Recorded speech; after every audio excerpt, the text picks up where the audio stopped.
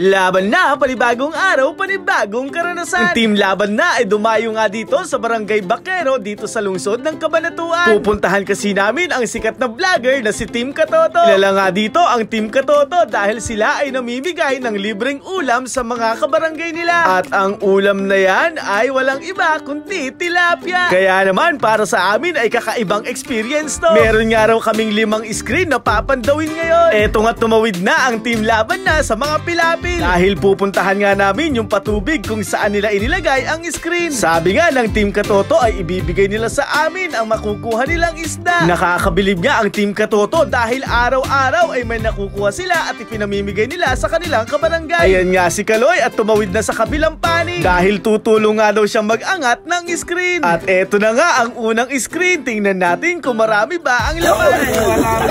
Lalayo marami pa. Ang lalaki. Dapat pinapatay itong janitor eh. Ano ginagawa dyan janitor?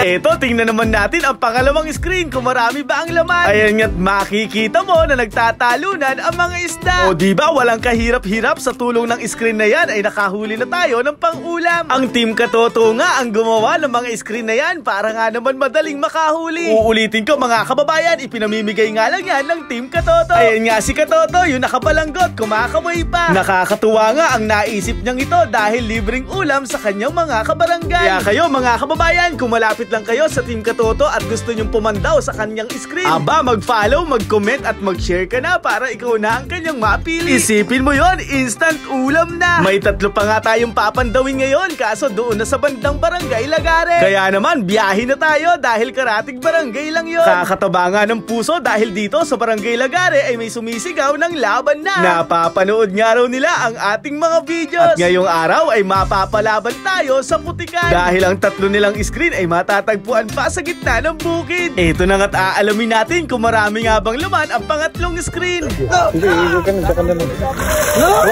dami! Ang dami! Dito na! Saan? Dadalhin doon!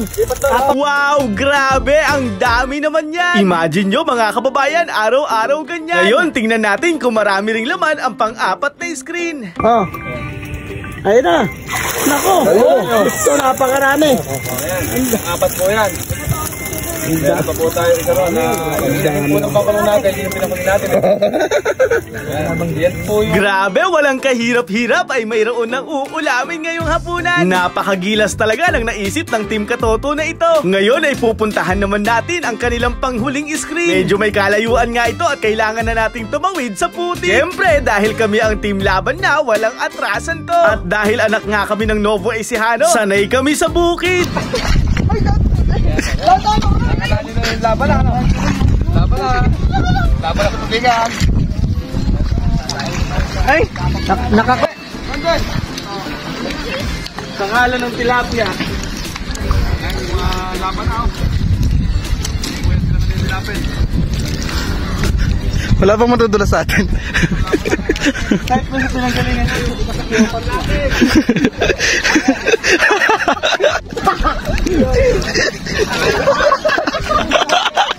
Wait lang! Go na! Ano ba? Laban tayo! Ito pa rin kaan mo.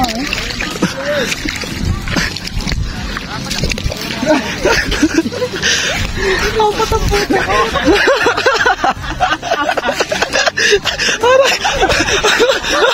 Ngayon ay aalamin naman natin kung maraming laman itong ika-5 screen. Sabi nga ni Katoto, ito daw ang may pinakamarami palagi. Ano nga? What the fuck? Pulang mapula. Ang laki naman nun, oh. Puta mapula isda, oh. Yan pa parang ikan sa pipan.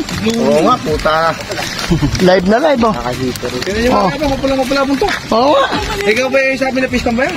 Abay, Yun, grabe naman. Sobrang dami naman ito. Kaya naman, ang swerte ng ating mga kababayan na libreng mabibigyan ng ganito ng Team Katoto. Araw-araw nga daw nila ito pinapandaw at araw-araw din ganyan ang laman. Kaya naman, saludo kami sa Team Katoto dahil sa inyong naisip na to. Sa mga nanonood at makakapanood pa ng videong ito, i-like and follow i-follow nyo na po ang page ng Team Katoto. At doon nyo makikita kung sino-sino nga ba ang pumapandaw sa kanilang mga screen. Nang makapaghugas na nga kami ay naparaan namin itong ilan sa ating mga kababayan na nakakanood ng ating mga videos. Nagpapasalamat naman kami kay Katoto na si Kuya Mark Veneracion. Pagpalain pa po nawa kayo sa inyong programa na mamigay ng libreng ulam sa ating mga kababayan. Sobrang nag-enjoy nga ang mga sisiw sa experience na to. At ngayon natin napatunayan na iba talaga ang kabaitan ng mga Novo Ecijano. Ito po muli si SK Philip, isang proud probinsyano at isang proud Novo Ecijano mula sa bayan ng Laur. Shoutout nga po pala kay Kuya Bong at kay Kuya RR na nakasama namin ngayon. At syempre sa lahat ng bumubuo ng Team Katoto. Ang ngalan ni Mudjaho, Kenpoy, Kaloy at Dugong. Maraming salamat sa pagsama hanggang sa muli. Paalam, ingat and God bless. Pandawan na!